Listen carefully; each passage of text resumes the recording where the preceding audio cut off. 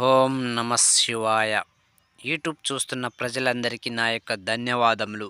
నేను ఇప్పుడు మీకు ఈరోజు చెప్పబోయే టాపిక్ ఏంటంటే మరుగుమందు గురించి. ఈ మరుగుమందులో 2 రకాలు ఉంటుంది.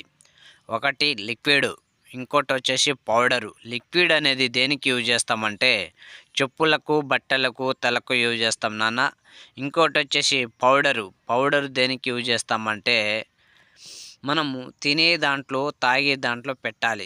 Chicken curry, mutton curry, egg curry, స్వీట్లల్లా, జ్యూస్లల్లా, థమ్సప్‌లా, మజాలా పెట్టాలి. పెట్టిన గంట నుంచి 3 రోజుల్లో మనకు రిజల్ట్ అనేది 100%గా రావడం జరుగుతుంది. ఇది ఎలా పెట్టాలనేది గురువుగారిని అడిగి మీరు పెట్టండి.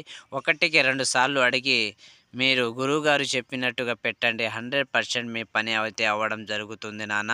ఈ మరుగుమందు అనేది చాలా పవర్‌ఫుల్. మంచి విషయానికే యూజ్ చేయాలి. చెడుతనానికైతే యూజ్ చేయకూడదు నాన్న.